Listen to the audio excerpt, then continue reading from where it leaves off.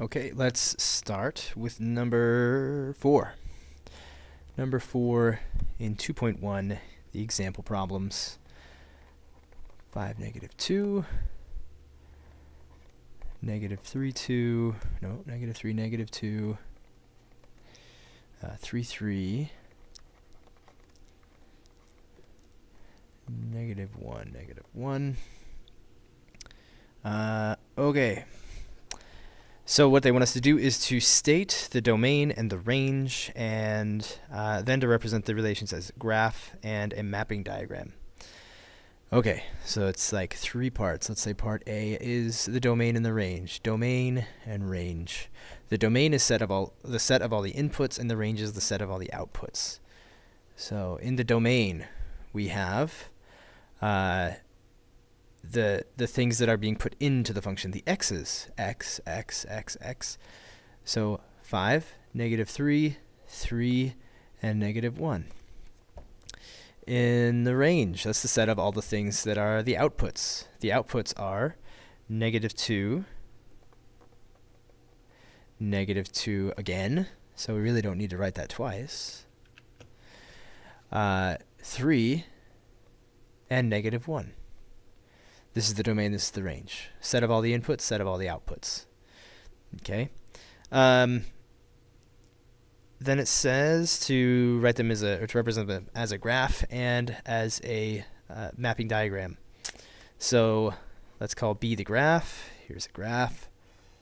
All right, and we just need to basically plot these points.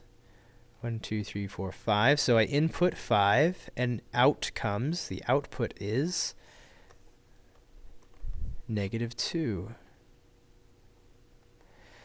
Okay, -3, -2. The output, or the input, is -3, and the output is -2. Okay, the input is 3, and the output is 3. Input 3, output 3. It's really, the graph is just an ingenious device. Input -1, output -1. Okay. There's a graphical representation of this information. If I'm curious what comes out of this relation when I put in a -3, I just go to -3 and then go to wherever that, where is that point at -3? Vertically, it's at -2. Okay, so this relation puts out a -2 when you put in -3.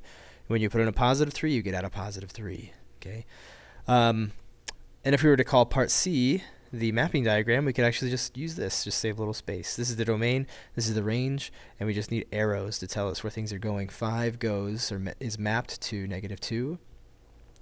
3 is mapped to -2. 3 is mapped to 3. -1 is mapped to -1. Okay, simple stuff. Now let's go to numbers 11, 12, and 13. And they just want us to say whether or not these things are functions, and if they're not functions, to say why. So let's just define function real quick again. The first thing is that we must have inputs and outputs. Remember, that's what that means, input, output. You need to be able to put something in and get something out. Okay, so for every input, there is one and only one output. Okay, so for every input, there's one and only one output. So all we need to do is determine for every input, does it go to only one output? So -5 only goes to -2. -3 only goes to 1. 1 only goes to 4. And 2 only goes to 1. So that is a function. How about this guy? -1 goes to 2, but it doesn't only go to 2, it also goes to -1. So that right there tells us that it is not a function.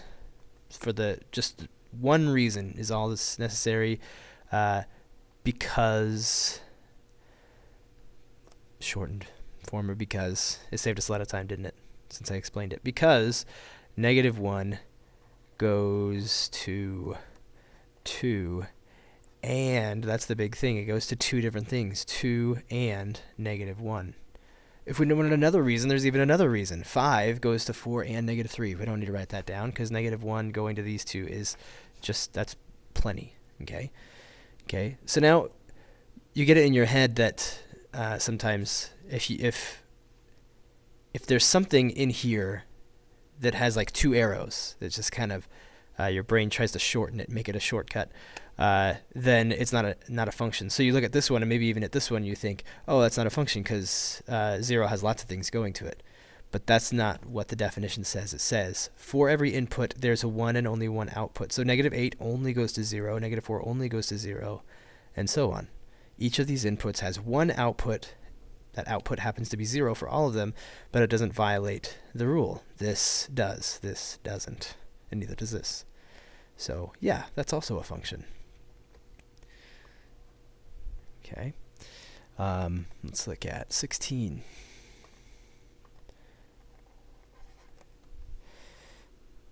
We get these ordered pairs. You feel free to skip my writing these down.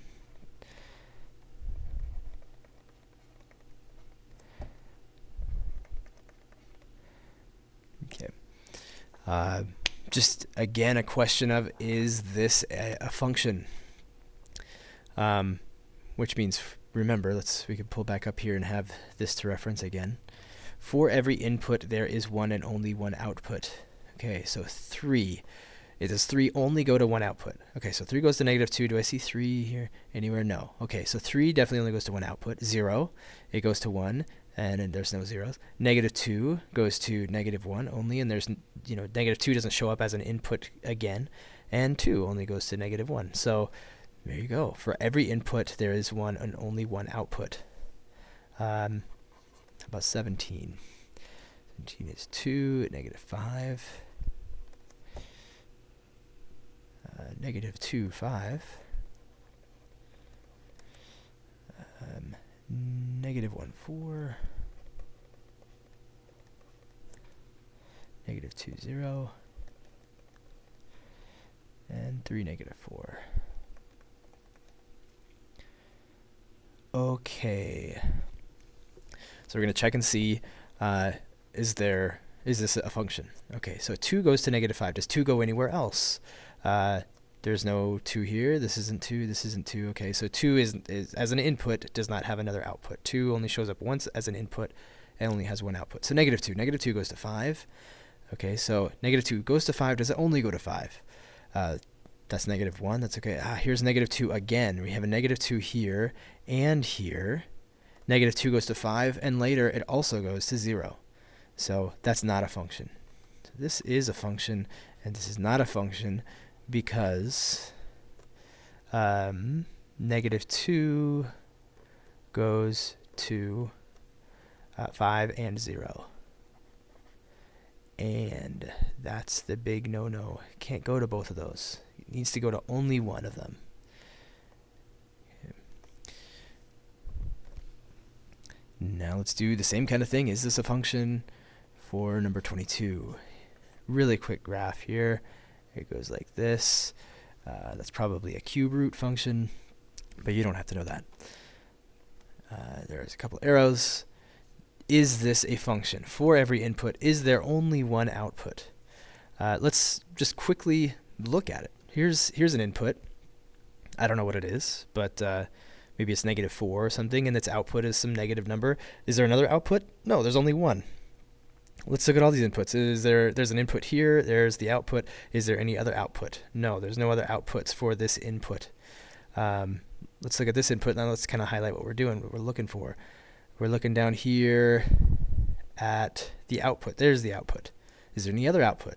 We look up here. We look further down here. We don't see any more outputs. Let's look at this input. We look up here. There's an output. Any more? No, none there, none here. All right, here's another input. There's an output there. Okay, that's good. Is there any more outputs here? No. So we didn't find any place where an input has more than one output. So this is a function. And you can see that if you looked everywhere, you look high and low, you're only going to find one output for every input. Well, we have derived the vertical line test. We looked up and we looked down, and we only, for every input, found one output. Okay, that's the vertical line test. If you draw a vertical line and it intersects the graph only one place and no more, then it's a function. If it crosses more than that, it's not a function. Okay, so 23. Going back to green here, 23. Real quick, this is called an ellipse. The actual numbers is not important. What we need to do here is see, for every input, is there one and only one output? So let's go way over here. Let's look at this input. This input right here. Well, there is an output right there. It looks like, if you look in your book, the input is 4 and the output is 0. You go to 4 and go up nowhere, so the output is 0. And we look up, and we look down, and we see no more outputs.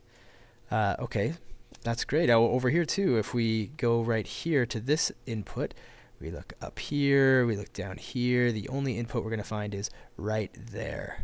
Okay, fantastic. But it is possible, say here and tons of other places in between, to look up here and find, oh, there's an input, or there's an output for this input. We look up here, there's no more. We look down here, there's another one. Okay, and that's all that matters. We found 2. That's a violation of a function. If we look here, we'll find an output here. We'll also find an output here. Okay, but all we needed was this first one. Just this one right here told us this isn't a function. A function would pass the vertical line test, and this one didn't. It's possible to draw a vertical line and intersect the graph more than once, so it's not a function. Okay.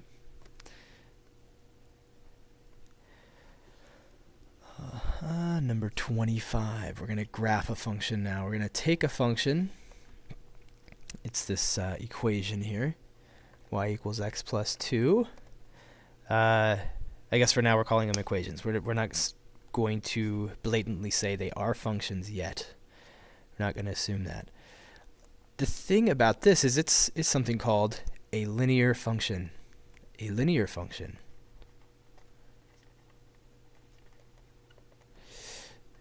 is one that can be written like this. Y equals a number times the variable x plus another number. You may have seen this, but I hope you've seen this before. Mx plus b. M is a number, b is a number, x is the variable x.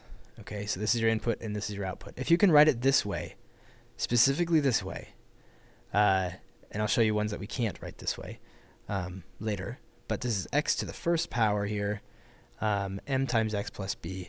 That's a linear function, and a linear function, as you might have guessed, is a line when you graph it. So what do we need to graph something? We need some points. So we should find some points. Let's use ordered pairs. So if I put in 0, what do I get? 0 plus 2 is 2. How about if I put in a 1, what do I get? 1 plus 2 is 3. That's all the information we really need. 0 input gives us a 2 as the output. 1 input gives us a 3 as the output. Okay, and we know it's a linear function. It's going to be a line, so we don't really need any other information. We know it's going to go through these 2 points and just be a line. Just like that forever. Okay, so you just need to find some points, connect the points as a line. Number 30. Y equals negative 3x plus 2. That's a linear function too. M is negative 3 and b is 2. Negative 3 times x plus 2. So it's linear. So it'll be a line. Let's use a table now. Let's create a table of values. Let's put in a 0 and how about a negative 2. So when you put in a 0, negative 3 times 0 is 0 plus 2. That's 2. Negative 3 times negative 2 is positive 6. 6 plus 2 is 8. So 0 gives us an output of 2. Negative 2 gives us an output of 8. That's way up there. So 2, 3, 4, 5, 6, 7, 8. There we go. So input of negative 2, output of 8. And just connect them with, oh boy, a line.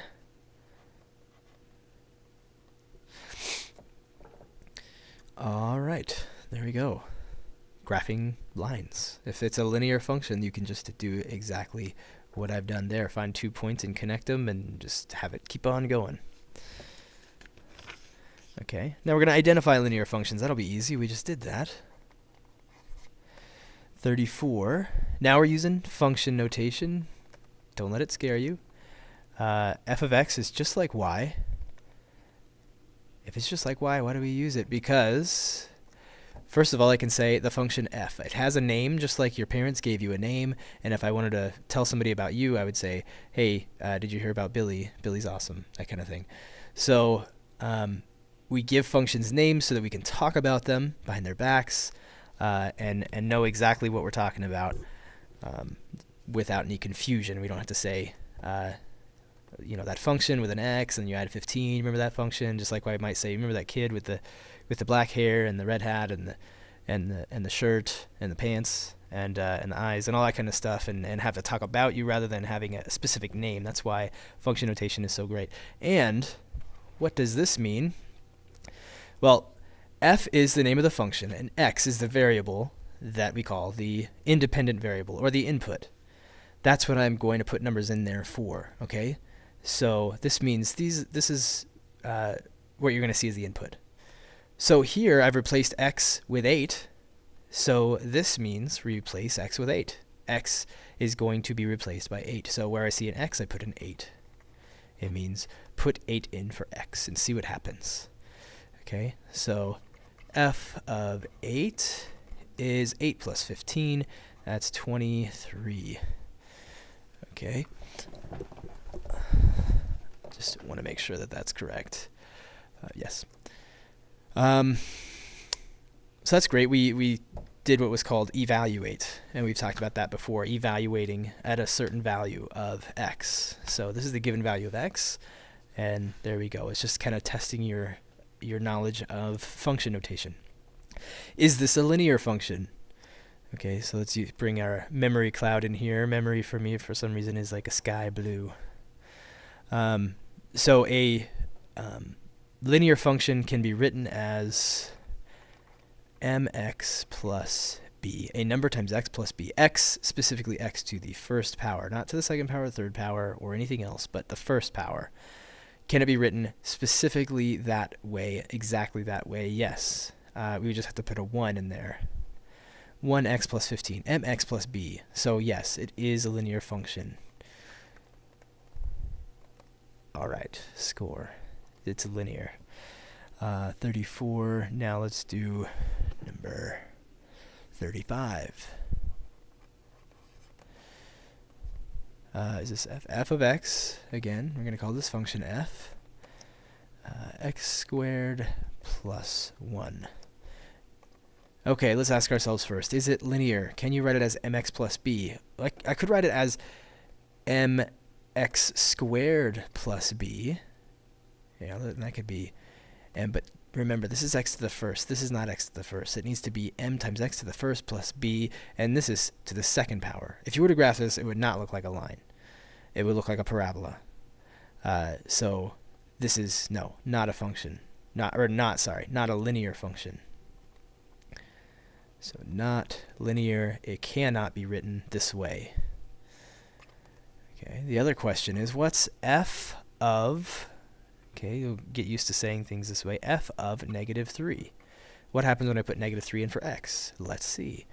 Negative 3 needs to get squared, and then we add 1. What does squared mean? It means multiply this number by itself. So negative 3 times negative 3, that'll be a positive 9 plus 1, that'd be 10. F of negative 3 is 10. 38. Just because it looks complicated. Now we're going to call this function g. It's easier to identify. Just say g of x. That is equal to x cubed minus 2x squared plus 5x minus 8. Is this linear? Can you write it like this? No, you can't. This part is, like you could, if it were just this would be a linear function because mx plus b, and b would just be negative. But no, all of this stuff is part of the function too, and so no, it's not linear. So we know that right now. Not linear. Okay, and then they want us to find this. Oh, it's g though, it's not f. G, then a -5 in there. What do we call that? G of -5. What is the function g worth when you plug -5 into it? So there's a lot of work to be done here. -5 needs to be cubed. Okay, that's what happens there. Then -2 needs to be multiplied by -5 squared. And then we need to multiply 5 by -5 and then subtract 8. Okay, so I just do the fast version of this. -5 times itself 3 times. That's -5 times -5 times -5. That's -125. -5 times -5, that's what the squared is telling you to do, is +25. +25 times -2 is -50. 5 times -5 is -25, and then we subtract 8. So -125 minus 50, that's -175, -200, -208. So we would say, we could make this statement, g of -5 is -208. When you put -5 into g, wherever you see x, you will get -208. Okay. And that is all. That's everything for 2.1. Thanks for watching.